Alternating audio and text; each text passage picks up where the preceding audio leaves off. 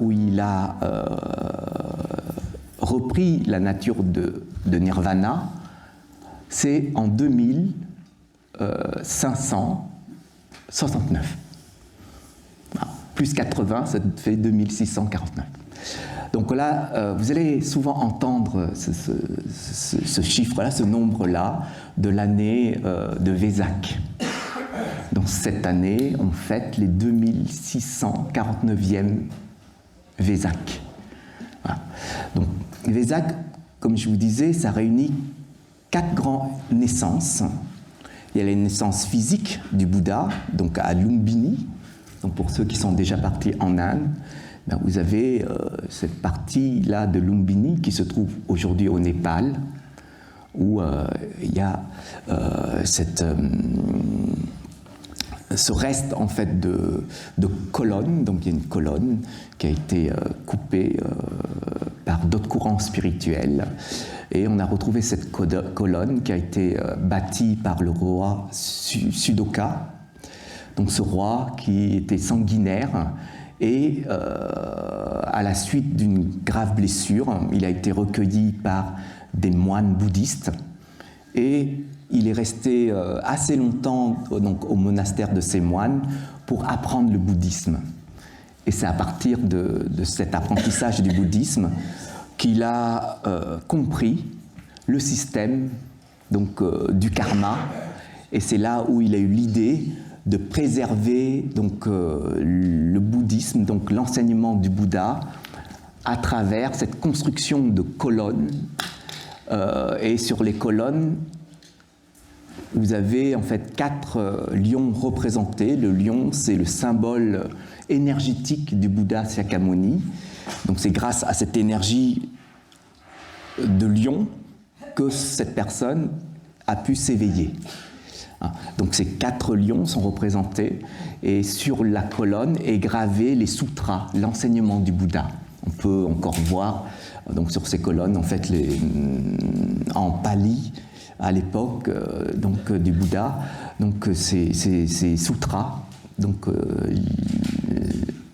retranscrits par ce roi Sudoka. Donc Lumbini, donc la première naissance physique du prince, donc qui est aussi une forme de révélation, de manifestation en fait énergétique de sa venue dans ce monde pour les êtres. La deuxième naissance est donc le moment où le prince Siddhartha s'est éveillé. Donc il s'est éveillé, où ça? À Bodh Gaya. Bodh Gaya, Bodh c'est de Bodhi, donc l'arbre de l'éveil, Bodhi. Gaya, donc c'est le lieu où il s'est éveillé, sous l'arbre de Bodhi. Donc c'est aussi un point historique de la vie du Bouddha. Donc ça, c'est la deuxième naissance, la naissance de l'éveil, donc du Bouddha.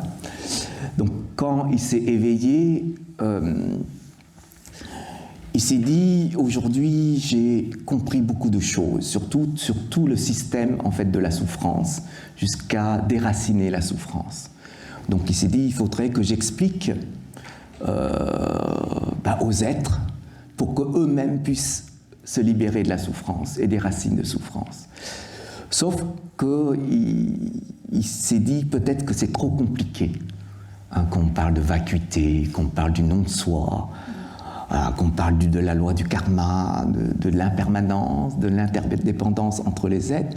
Ça va être compliqué à notre niveau, surtout si on n'a pas cette compréhension naturelle, cette logique. Et donc il s'est dit, c'est pas possible, il faudrait, faire autrement. Et donc il a décidé de partir. Il a dit bye bye le samsara. Et donc il voudrait retourner dans le monde des Bouddhas. Sauf que là, il y a des êtres, des dimensions célestes qui sont apparus devant le Bouddha et qui lui a dit « Mais non, vous ne pouvez pas faire ça. Vous avez fait le vœu de libérer les êtres de ce monde des racines de souffrance. Donc vous ne pouvez pas vous laisser ces êtres-là. » Et c'est là où le Bouddha il a dit il faudrait que je cherche déjà des personnes qui ont cette capacité de comprendre. Donc c'est là où, avant de s'éveiller, il a vécu quand même une vie, on va dire, de pratiquant à travers l'hindouisme, à travers des grands maîtres de méditation. Donc il s'est dit, mes maîtres de méditation, durant mes 6 ans d'ascétisme, ont la capacité de comprendre ce que j'ai compris là, après mon éveil. Donc il est parti chercher ces 2 grands maîtres, sauf que ces 2 grands maîtres viennent de décéder, parce qu'ils sont très vieux, donc ils sont remontés dans d'autres sphères, après renaissant dans d'autres sphères. C'est là où le Bouddha... Alors, ceux qui sont partis à Bodh Gaya, il y a 7 points où chaque semaine, le Bouddha se mettait dans un point pour contempler, pour méditer, pour essayer de comprendre ce qu'il peut faire. C'est là où, à travers cette semaine de méditation, il s'est mis devant une mare de lotus. Et il était en méditation devant cette mare de lotus. C'est là où il a vu des fleurs de lotus qui apparaissent et d'autres qui n'apparaissent pas, des feuilles de lotus et la mare. Et c'est là il dit, les êtres de ce monde sont comme ces fleurs de lotus. Il y en a qui sont encore noyés dans la boue de souffrance, d'autres qui veulent progresser, qui veulent sortir de cette boue. Et il n'y a que les êtres éveillés, comme les Bouddhas, qui peuvent réellement sortir de cette boue complètement. C'est là où il disait que tous les êtres ont des niveaux différents de logique, de classe, de compréhension, de sagesse, d'ignorance. Et c'est là où il a compris qu'il adapte ce qu'il a compris pour enseigner aux êtres du samsara. Et quand il a compris ça, il est parti chercher ses compagnons de route qui ont pratiqué avec lui l'ascétisme.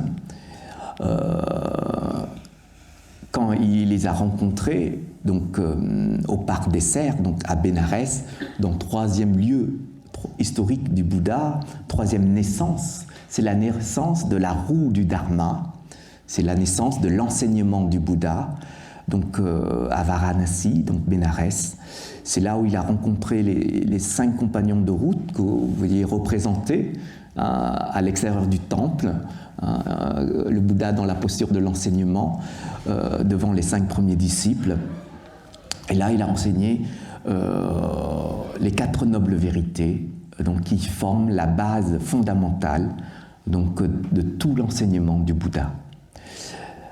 Et c'est dans ce sens-là que l'enseignement, que le Bouddha, que ses disciples, eh bien, ont pris conscience de l'importance en fait, de son enseignement par rapport à la libération de la souffrance des êtres.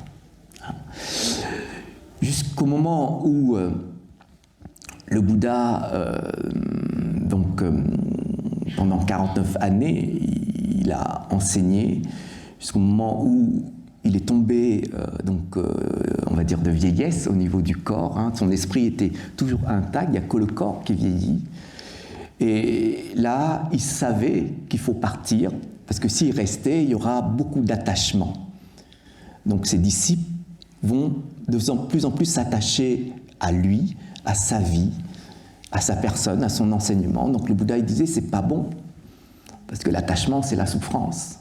C'est là où il a dit à un de ses disciples, Ananda, de choisir donc un village. Donc il se trouve à Kushunagar, donc le 4e lieu historique du Bouddha, qui est aussi la 4e naissance, qui est la naissance de l'état de nirvana. Donc c'est là où le Bouddha, sur son chemin, il a croisé un paysan qui lui a proposé une soupe de champignons. Et le Bouddha savait que cette soupe de champignons, c'était des champignons empoisonnés. Mais il a dit, c'est une bonne condition. Nous, si on savait que c'était empoisonné, je pense qu'on aurait fui. Hein. Mais lui, il a dit que c'était une bonne condition pour que je puisse partir et puis apprendre à mes disciples le lâcher-prise sur moi. C'est là où il a pris cette soupe de champignons et là, il sait, voilà, physiquement, qu'il est atteint par ce poison de champignons. Et il a dit à Ananda de préparer, donc, on va dire, son lit pour retrouver l'état de nirvana de son départ entre deux arbres. Donc souvent on voit le Bouddha couché sur le flanc droit entre deux arbres. C'est là où le Bouddha disait pas besoin d'informer qui que ce soit, juste laisser les connexions se faire avec, avec les êtres, avec lui. Sauf que vous savez qu'il a 10 grands disciples qui est autour de lui, sauf qu'à ce moment-là, il manquait un disciple, le premier des 10 grands disciples, Shariputra. C'est pas Shariputra, c'était Mahakasyapa, donc, qui est un pratiquant de la forêt, donc il a été juste informé pas très longtemps, donc il était sur le chemin pour venir se recueillir une dernière fois et rendre hommage une dernière fois au Bouddha. Et le Bouddha savait, donc il était en posture de méditation allongée. Tout le monde pensait qu'il était parti, sauf qu'il n'était pas encore parti. Il restait toujours en posture de méditation parce qu'il attendait Mahakasyapa, ce disciple, pour lui remettre son bol de pratique. Et je ne sais pas si vous voyez la représentation du Bouddha couché. En bas, si vous comptez, il y aura 10 disciples. Il y a un disciple qui tient le bol, donc du Bouddha. Un autre disciple qui tient une fleur de lotus qui a été cassée, on ne voit plus la fleur, donc c'est Shariputra, donc un des disciples de la sagesse. Donc à ce moment-là, Mahakasyapa est arrivé, il s'est mis au pied du Bouddha et s'est prosterné 3 fois. Et c'est là où le Bouddha a ouvert les yeux et il lui a remis donc le bol de pratique. Dès lors, il a réuni une dernière fois donc la communauté de ses disciples et il a juste dit, après mon départ, je vais laisser 84 000 reliques. Donc, les reliques du Bouddha, c'est des concrétisations énergétiques de sa pratique sous les couleurs qu'on voit aujourd'hui à l'extérieur, c'est les couleurs du drapeau bouddhiste. Le drapeau bouddhiste est formé en fait des couleurs des reliques du Bouddha. Et c'est en fait les couleurs de l'aura du Bouddha. Et le Bouddha disait, ces reliques montrera que j'ai existé. Et en même temps, pourrait mettre sur votre autel en hommage de moi. Et donc ça a été partagé en 10 directions, donc les 8 directions spatiales, et la direction vers la Terre, et la direction vers le ciel, vers les dimensions en fait célestes. Donc toutes les personnes ont partagé ces reliques-là, sauf que il y a eu beaucoup au cours de l'histoire de perte de ces reliques à cause des autres courants. Voilà. Et aujourd'hui, il reste des reliques du Bouddha sous forme sphérique, qu'on appelle les perles énergétiques des reliques, donc qui sont préservées donc dans des reliquats, dans les stupas.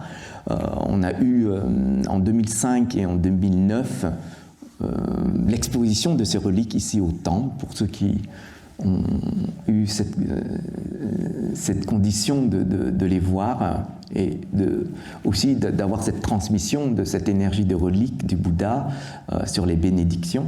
Donc ces reliques ont des propriétés scientifiques très particulières. Comment on peut les reconnaître? On pourrait construire ces reliques-là, mais il y a eu des recherches scientifiques sur ces reliques du Bouddha. Ce sont des perles, vous voyez, c'est comme ça. Ces perles ont cette capacité de rester intactes après la crémation. C'est-à-dire à haute température, ce sont des concrétisations énergétiques. Donc après la crémation du corps du Bouddha, on a ces perles. C'est pas quelque chose qui a été, on va dire, construit comme ça. Hein. C'est une concrétisation énergétique. Donc c'est pour ça qu'il y a une mesure énergétique de ces perles-là, où il y a ceux qui sont très sensibles aux énergies, vous pouvez sentir lorsque il y a ces reliques, vous pouvez méditer devant. Donc pour reconnaître en fait ces reliques, il y a cette posture au niveau de la chaleur, donc ça reste toujours blanche. Les seules reliques qui sont restées, c'est que de couleur blanche, les autres de couleur sont partis peut-être dans d'autres dimensions. Vous mettez dans l'eau 3 fois. La première fois, eh bien, ça coule. La deuxième fois aussi. La troisième fois, ça flotte. Bon, c'est comme ça qu'on reconnaît. Et la troisième propriété, c'est que ces reliques s'auto-multiplient devant des pratiques. Lorsqu'on pratique, ça dépend de nos énergies, on pratique, ces reliques-là vont se multiplier ou vont disparaître si on ne pratique pas correctement. C'est-à-dire vous récupérez de la relique, mettez devant vous l'autel, pratiquez pas, vous laissez, vous pratiquez mais pas correctement, ces reliques vont disparaître, vont repartir. Là où elles sont venues, ou bien elles vont se multiplier. C'est très bizarre à notre niveau, au sens rationnel, mais ce sont les propriétés des reliques. Alors les reliques, ce n'est pas uniquement vis-à-vis des Bouddhas, mais nous aussi, si nous pratiquons, eh bien, on peut développer aussi des reliques à l'intérieur. Il y a des grands maîtres. Lors de l'exposition, il y a les reliques de grands maîtres aussi. Il y a aussi des reliques en fait, du Bouddha avant le Bouddha historique. Vous savez que le Bouddha Shakyamuni, c'est le 4e Bouddha qui est apparu dans notre monde. Donc il y avait des reliques du 3e Bouddha. Donc le Bouddha Kasyapa, qui était là avec les grands maîtres. Donc, Vesak, c'est cette célébration importante pour tous les bouddhistes dans le monde, de toutes les traditions. Et ce terme de Vesak a été donné dans la première tradition, mais surtout mondialement en 1999 par l'Organisation des Nations Unies, qui ont compris le message en fait du Bouddha sur la sagesse, sur la non-violence, sur la paix. Et donc ils ont considéré que le jour de Vesak, ce serait un jour symbolique pour se rappeler que la paix dans le monde est possible à travers le message du Bouddha. C'est pour ça que chaque année, il y a cette organisation qui est célébrée par l'ONU pour Vesak. Et cette année, c'était tombé, je crois, au Vietnam, avec le président, les responsables de l'ONU qui étaient là-bas pour rappeler le message en fait, de paix du Bouddha.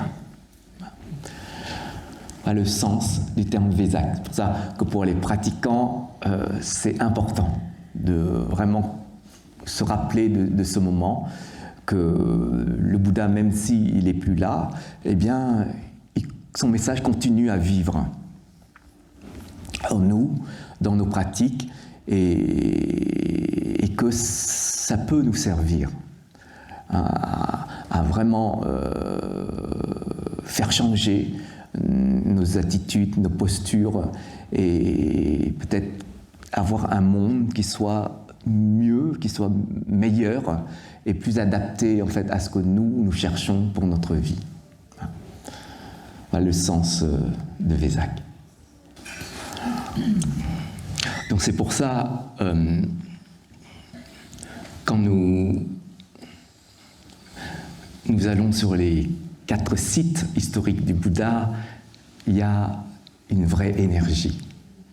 On sent, parce qu'il y a déjà les personnes qui viennent pour rendre hommage et en même temps pour méditer sur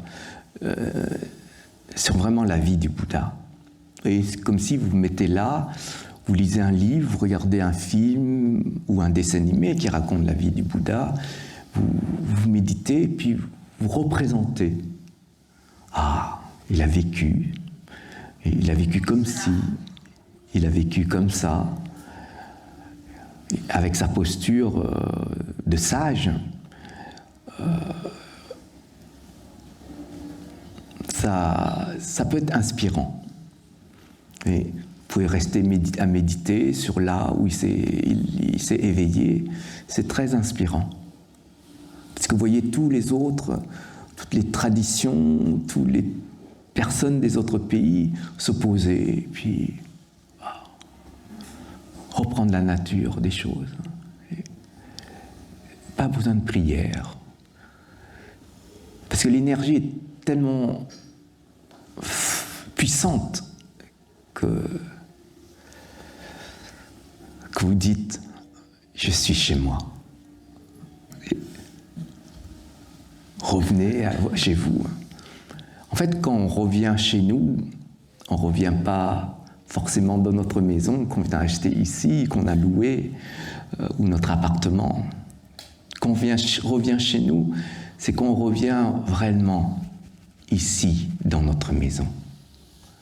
Parce que vous avez abandonné cette maison-là.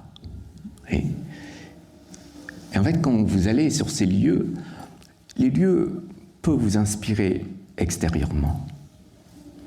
Mais quand vous posez, c'est ici que l'énergie est tellement puissante que dit il faut regarder ici. En fait, vous revenez chez vous. Pour ça, on se dit, mais combien de vies j'ai abandonné cette maison? Comme quand vous méditez, vous revenez ici. Combien de vies vous avez attendu pour revenir chez vous? Et c'est comme un enfant qui part longtemps de chez lui pour un voyage, pour un travail, et pendant des années, 10 ans, 20 ans, il revient, puis se dit « Ah, quelle joie de retrouver là où j'ai vécu, ma chambre, mon décor, toute ma vie que j'ai grainée là, j'ai grandi là. » Et c'est ça, ce ressentiment-là. Et rien d'autre, c'est pas l'Inde forcément, c'est pas forcément le Népal, mais c'est cette sensation-là de dire je reviens vraiment chez moi. Et je repars 2 semaines après, voyager à nouveau. Tous les Bouddhas du passé, du présent, du futur vont renaître à ce point-là de Bodh Gaya. C'est la source énergétique de tous les Bouddhas, passé, présent ou futur. Le prochain Bouddha renaîtra aussi à ce point précis, même si plus tard il n'y aura plus d'Inde, même si les continents ont changé, mais la source est là. Oui, ça pourrait nous paraître incroyable d'entendre ça, mais c'est ce que le Bouddha a expliqué avant de partir à ses disciples. On peut penser que c'est le seul, non, tous les disciples, tous ses disciples, les 10 grands disciples du Bouddha ont atteint l'état de nirvana, donc dans la période où le Bouddha a vécu. Donc vous voyez, donc tout est possible. Donc nous, on a cette capacité aussi de réaliser cette nature du nirvana.